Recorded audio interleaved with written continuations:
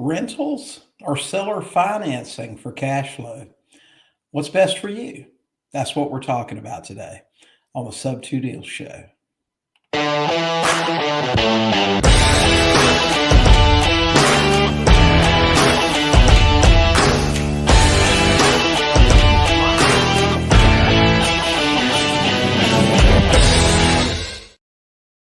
Hey, deed grabbers, welcome to this episode of the Sub2 Deals Show, where we talk about all things subject to and creative finance. Now, occasionally we may talk about other real estate investing topics, but it's always something to help you with your real estate investing business. Welcome to the show today. We appreciate having you here. If you're listening to our podcast on Apple or Google or any of the other podcast relay deals out there, we'd like to invite you to check out our podcast on our YouTube channel. You can listen to it. You can also watch it. And, we do it on video and audio now. So come check us out. You can do that at sub2tv.com. It's SUB, the number 2, TV.com. We do podcasts. We also do some shorts and just some regular videos from time to time, too. I think we've got about 800 different videos over there right now. So go check that out. And listen, if you haven't yet, pick up a copy of my new book. We just released a book this month. It's my first one. Really proud of that. It's on the 12 house blueprint, which has been my model for real estate business for the last, getting close to 15 years now.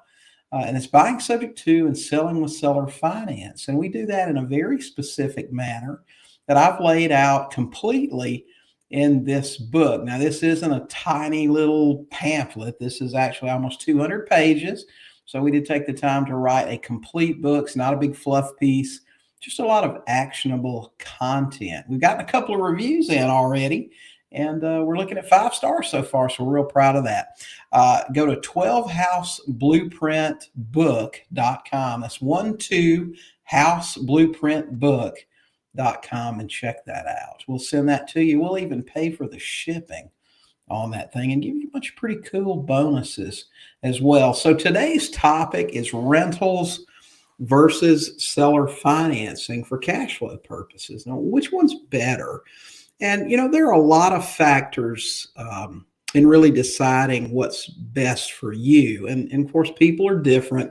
Some people are more well-suited to be a landlord than others. Part of that's just temperament. Part of it's training.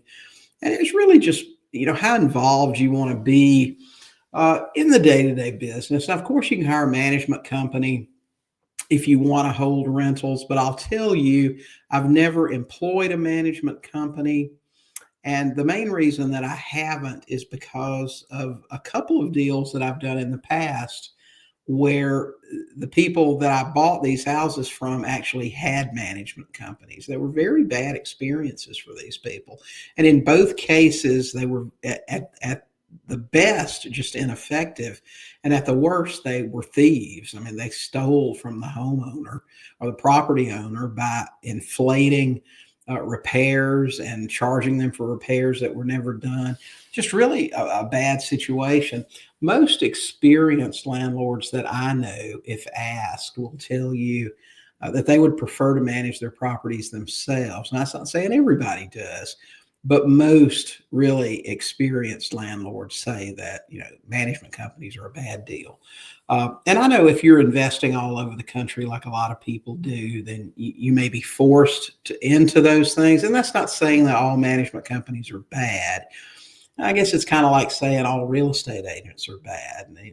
It depends on how you deal with them and how, the ones you run into. So I'm not saying anything is 100%, but just in general, most of the reports I get, my personal experience with them has been negative, just in some of the deals that I've been able to acquire because of poor management. So it didn't work out bad for me, but it worked out bad for the property seller. So what's best for you? Well, I guess it really depends on your financial situation. And as I said, your temperament. Now, when I got started, I knew that I wanted cash flow. I was new. And when you're new and you don't know anything about real estate investing, You look at a lot of things. You say, okay, what's going to work well for me? I knew right away. Well, first of all, I didn't have a lot of construction experience, so rehabbing wasn't something I wanted to jump into right off the bat. Eventually, I did start doing some rehabbing, or dip my toes into that as I became more experienced. And today we can turn out a pretty good rehab, but it's more about hiring the right contractor. Wholesaling seemed okay, but when I was new, I didn't want the pressure of having to find a cash buyer right away, and really going from one job to what seemed like another job. Now, given if you do it right, wholesaling can be a very high paid job, but it is still a job. And if you decide to take a 3 month RV trip or cruise around the world, um, the income stops coming in. Now, listen, I know there are a ton of guys out there that talk about all you need is a phone and a laptop, and that may be true for a few individuals, but most people aren't going to perform to that level. Let's be honest.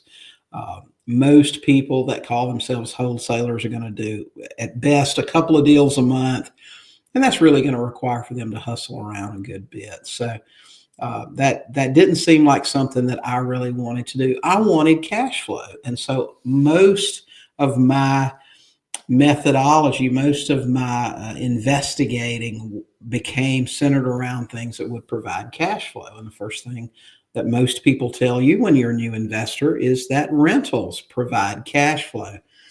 But the truth is, a lot of what is called cash flow in the rental business isn't.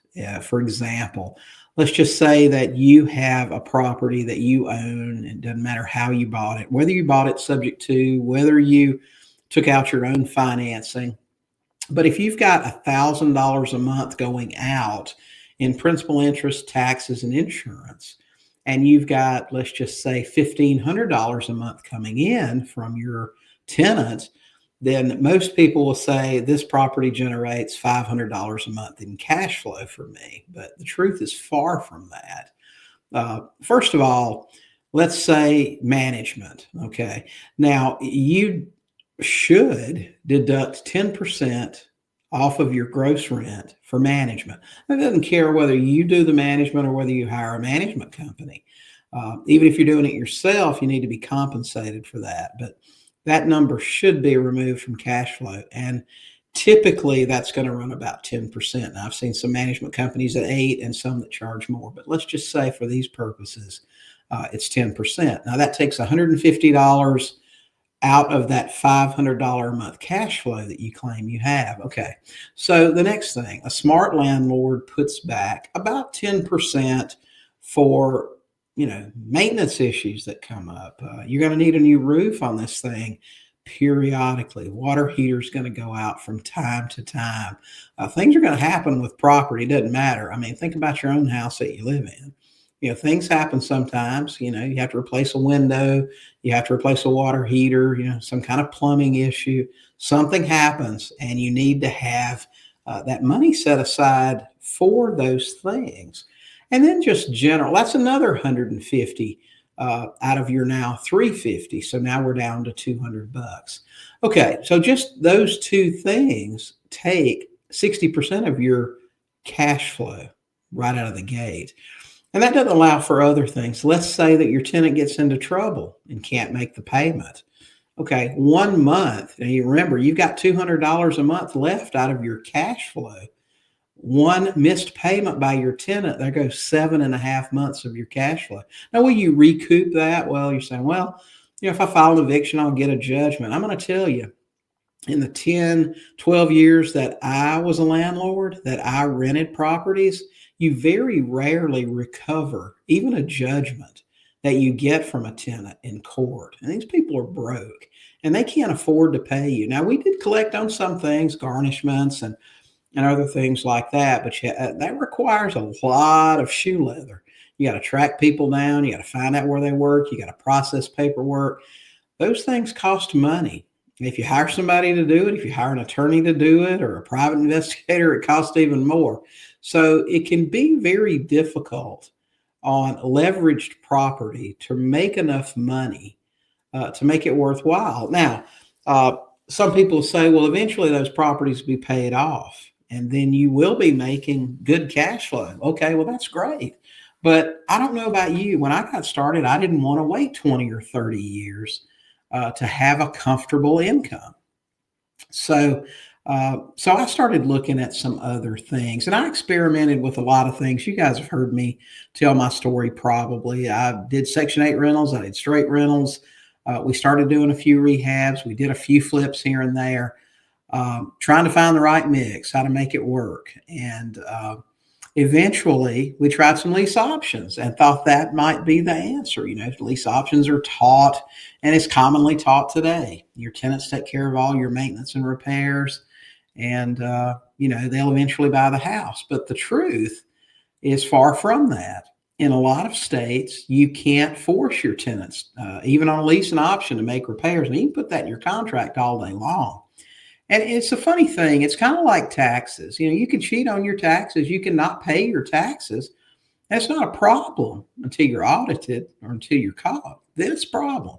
So, you can put whatever in your contract, and if your tenant never questions it, they may do the repairs. But chances are they're not going to. Chances are they're not going to fix your house for you. It doesn't matter how well you screen them. There's an owner's mentality. When someone really owns a house, things just change. So what I found over several years of doing sales with a lease option, and I know it's not technically a sale, but we're going to call it that for today's purposes, because I guess that's your goal. If you put a lease option tenant buyer in your property, you consider it sort of sold. But 80% of those people just aren't going to buy the house. I mean, that's just a fact. At least that was my experience with it in the 10 plus years that I did it. Now, what I noticed was that when I actually sold a house, when I actually collected a larger down payment, when I actually financed that house for my buyer, when I charged them an interest rate, gave them an amortization schedule, that the reverse happened. 80+% of those people stayed in the house and eventually refinanced. So when I moved out of the country and I was looking for a model that fit all the check boxes, I decided seller financing would be my exit strategy. Now, did I give up some advantages to owning property and having rentals? You bet I did. I gave up depreciation, so I couldn't do that anymore to offset other income. And depreciation is great, but one thing that you don't hear many people talk about when they talk about the advantages of holding rentals, and they mention depreciation as an advantage, they don't talk about depreciation recapture, which is something that you have to do whenever you sell that rental. Okay, so if I've depreciated a property $20,000 a year for 10 years, that's $200,000 in depreciation that offset other income. When I sell that property, I've got to claim that depreciation as income. So you got to pay the piper at some point. Now, there is a way to get out of doing that, and that's die first and not sell that property, and then your heirs are off the hook. And but that's another story. But so, even the depreciation advantage has its limits. And I'm all about simplicity and just a hassle-free lifestyle. I want to travel. I want to go and do things. I don't want people calling me to fix stuff. So that's why I prefer seller financing a house. I just create notes. I hold paper instead of property. That's really what I like to do. And that's really what we talk about in the 12 House Blueprint in the book that we released this month. So if you'd like to learn more about that, if you'd like to learn more about why, in my opinion, this is the preferred way to go to create hassle-free cash flow. Okay. Isn't that what we all want? We just want those checks coming in every month, or those bank drafts coming in every month, wherever we're at. If we're on that year-long cruise, hey, listen, you log in, you check your bank account, bam, bam, bam. There are those house payments coming in to you. And you're auto drafting your mortgage payments. So it gets pretty hassle-free. as opposed to rentals, which were a big pain in the neck to me. May not be to you. Okay. That's just my opinion. That's all this podcast is, guys. It's just my opinion based on a quarter of a century of experience with real estate. And I can't believe that. I was talking to somebody about that the other day. And I said, for the last year, I've been saying I've been doing this over 25 years. And I realized, holy crap, man, that's a quarter of a century. I've learned a few things along the way. My experience. And I think I do okay in most things. Could I be a landlord? Yes. I don't do it because I don't want to. Now, I'm actually getting to the age where I'm considering holding a few select rentals each year, just one or two, maybe picking them out, culling them out of the crowd and saying, you know what, this is in a great neighborhood. It's a house. It's a relatively new house. It's in great condition. The cash flow is phenomenal. I don't really care if I make a lot of money. I'm going to start offsetting some income. I'm tired of paying taxes.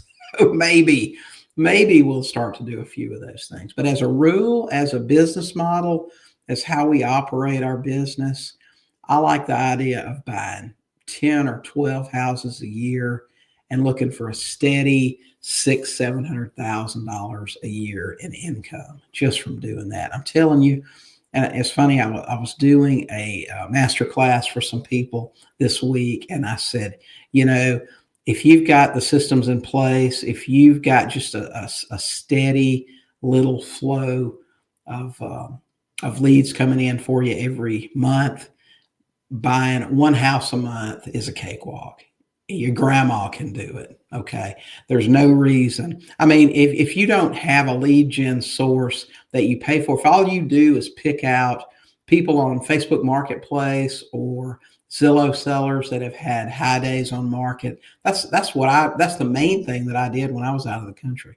I would call Zillow high days on market sellers. And listen, if I made 2 or 3 phone calls a day, I was going to buy a house that month. I mean, it was just, you talk to 50 plus people a month, you're going to find somebody that'll go along with what you need to do if it solves their problem. So just my thoughts on the advantages of seller financing versus rentals. Remember, sometimes people will stay in your house for a couple of years and hand you the keys back and walk away. We had somebody do that here. We've been here in Northwest Arkansas now for 2 years, and we've already had one person give us a house back. They lost their job and they were moving back to Texas, and they left the house in great condition, and we sold it immediately to somebody else.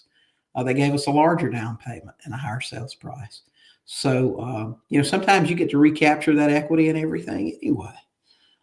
It'll work. So anyway, hope this helps, guys. Hope this gives you some perspective and something that you might want to try. Seller finance that next deal that you get. Don't use it as a rental. Start developing some hassle-free cash flow. Okay. So again, guys, pick up my book, the 12houseblueprintbook.com. That thing's $20. We'll ship it to you for free and show you some new ideas on a business model that's worked really well for us over the past 15 years or so. And don't forget to subscribe to our YouTube channel, sub2tv.com. That's SUB, the number 2 TV.com. Give us a 5-star review on Apple if you're listening to us over there. It helps other people find the podcast, and we would really, really appreciate it. So, guys, get out there, talk to some sellers, buy some houses.